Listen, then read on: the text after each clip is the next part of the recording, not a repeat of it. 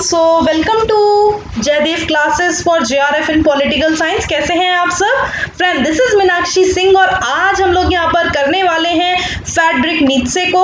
तो Frederick Nietzsche ये जो आपको इमेज में नजर आ रहे हैं तो ये है एक पोस्ट मॉडर्निस्ट थिंकर। तो जैसा आप सभी को पता है पोस्ट मॉडर्निस्ट थिंकर्स जो हैं एक तरह से फ्रेडरिक नीत्शे और भी बहुत सारे थिंकर हैं जैसे फुकोल्ट हैं, है ना। तो फ्रेडरिक नीत्शे अगर आप देखोगे इनका जो टाइम पीरियड रहा, इनका बर्थ होता है 1844 में और इनकी डेथ हुई थी 1900 में। तो ध्यान रखिएगा 1844 में इनका जन्म हुआ और 1900 में इनकी मृत्यु हुई। चलिए डिस्कस कर लेते हैं फ्रेडरिक नीत्शे को। फ्रेडरिक नीत्शे अगर आप देखोगे तो पहली बात ये जर्मन फिलोसोफर है। नीत्शे अगर आप देखोगे जब हम बात करते हैं जो ये आपके नीत्शे हैं ये क्या है? German philosopher. नीत्शे प्रोफेसर थे ग्रीक के। जब ये 25 एज के थे, जब ये 25 साल के थे तब ये ग्रीक के प्रोफेसर थे, ठीक है। तो यहाँ पर ध्यान रखिएगा और इन्होंने abandoned the theology for philosophy और इन्फ्लुएंस हुए आइडिया ऑफ अगर आप देखो यहाँ पर शोपेनहावर करके नाम है ये। तो उन्होंने धर्मशास्त्र के यहाँ पर क्या किया, उन्होंने अबेंडन किया। अबेंडन यानी त्याग कर दिया, ठीक है। किसका? धर्मशास्त्र का, थियोलॉजी फॉर फिलोसफी, ठीक है, फिलोसफी के लिए, क्योंकि इनको फिलोसफी में अगर आप देखो तो काफी इंटरेस्ट था। तो इन्होंने धर्म एक तरह से यहाँ पर ये धर्मशास्त्र को त्याग देते हैं, अबेंडन करते हैं थियोलॉजी फिलोसफी के लिए और इन्फ्लुएंस थे किसके आइडिया से? जो आपके शोपेनहावर हैं इनके आइडिया से काफी ज्यादा ये इन्फ्लुएंस थे। He attempted to develop a critique of traditional religious and philosophical thought. और उन्होंने अगर आप देखोगे जो हमारे नीत्शे हैं तो नीत्शे ने जो भी ट्रेडिशनल रिलीजियस एक तरह से आप देखोगे और फिलोसफिकल थॉट थे, traditional religious thoughts and philosophical thoughts, इन दोनों की आलोचना की, ठीक है। इन्होंने यहाँ पर विकसित किया क्रिटिक किसका?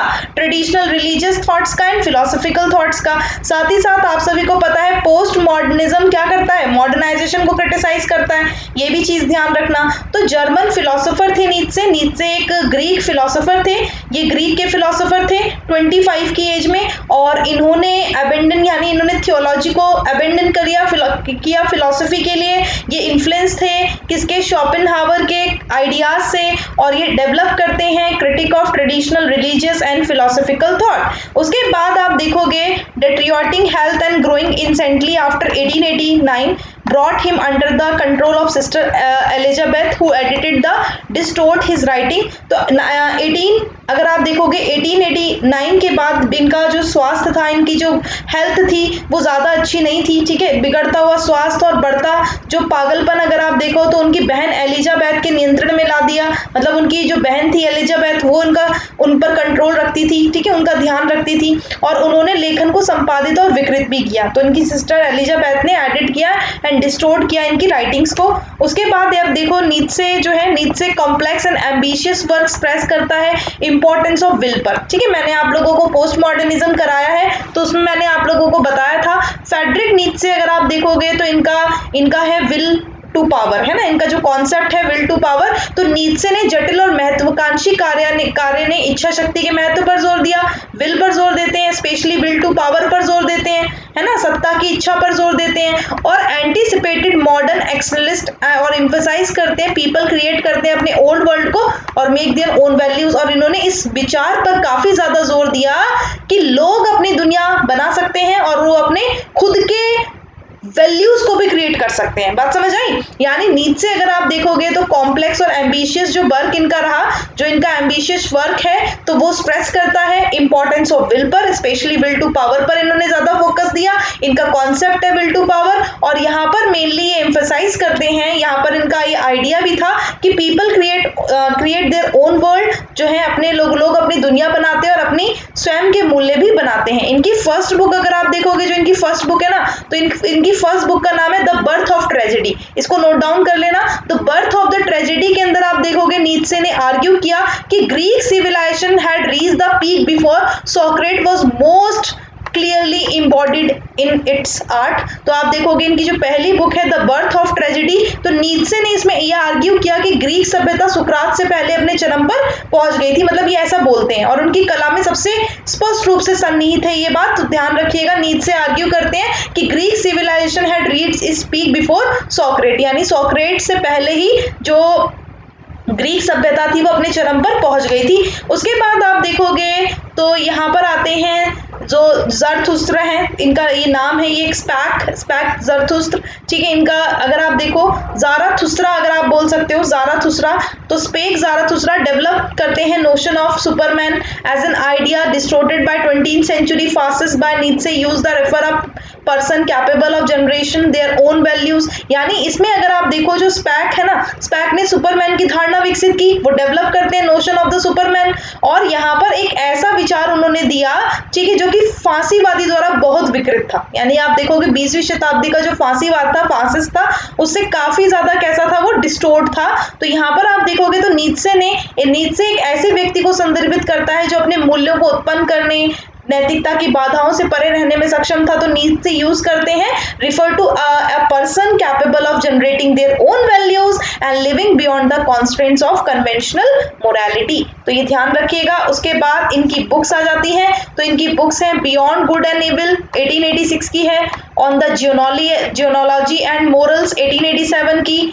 ठीक है, Antichrist, gay of science, the birth of tragedy, to light the idols, और how the philosophize with the hammer book by Frederick on trust and lies in non moral sense, ठीक है। तो ये ध्यान रखिएगा। तो ये इनकी काफी इंपॉर्टेंट बुक है। और उन्होंने ना यहाँ पर अगर आप देखोगे जो नीत्शे ने उदारवाद और समाजवाद सहित ईसाई धर्म और उसके प्राप्त विचारधाराओं पर हमला किया। इसका मतलब ये वो क्रिटिसाइज करते हैं, ठीक है। He mounted the fierce attack on Christianity ideology derive from including liberalism socialism, और वो आर्ग्यू करते हैं they had fostered a slave morality as oppose the master morality of the classical world, ठीक है। तो ये यहाँ पर ध्यान रखना, उन्होंने उदारवाद और समाजवाद सहित ईसाई धर्म और उससे प्राप्त विचारधाराओं पर हमला किया। और साथ ही साथ वो ये तर्क देते हैं कि शास्त्रीय दुनिया की मास्टर नैतिकता के विपरीत दास नैतिकता को बढ़ावा दिया था। मतलब ये आर्ग्यू करते हैं कि जो फॉस्टर्ड है ना slave morality as opposed the master morality of the classical world, उन्होंने शास्त्रीय दुनिया की मास्टर नैतिकता के विपरीत दास नैतिकता को बढ़ावा दिया था। ये भयंकर हमला करते हैं और बोलते हैं कि इन्हीं की वजह से, उदारवाद और समाजवाद की वजह से ही स्लेव मोरालिटी बढ़ी थी, ठीक है। ये ध्यान रखना। और साथ ही summed up his view in the declaration that God is dead, और इनका काफी इंपॉर्टेंट है और इसे प्लीज लिख लेना। ये आपसे पूछा जा सकता है पेपर में कि कौन कहता है कि भगवान मर चुका है, ठीक है। इन्होंने संक्षेप में घोषणा की कि भगवान मर चुका है, गॉड इज डेड। तो ये ध्यान रखना। ये भी कौन बोलते हैं? ये भी आपके फ्रेडरिक नीत्शे बोलते हैं, जिनको मैंने आप लोगों को दिखाया ही। इन्होंने बोला था गॉड इज डेड, भगवान मर चुका है, ठीक है। सो फ्रेडरिक नीत्शे, आई होप आप लोगों को ये क्लास अच्छी लगी होगी। इसके अलावा मेरा एक न्यू कोर्स आप लोगों को 23 जून से, पता ही है 23 जून से स्टार्ट हो चुका है। Today is 27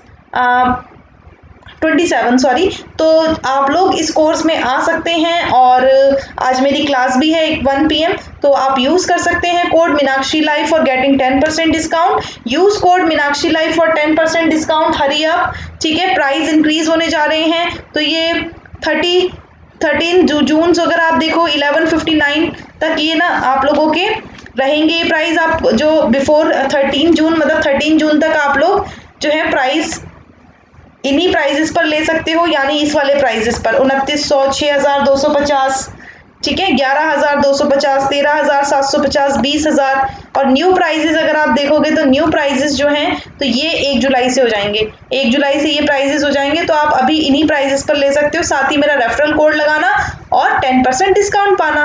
thank you and thanks for watching. Bye bye to all. एक चीज और मैं बता देती हूँ, आज रात को 8 से 10 इम्पॉर्टेंट टेस्ट है, ठीक है, और उसमें 100 क्वेश्चंस का टेस्ट होगा, तो आना ना भूलना। Thank you.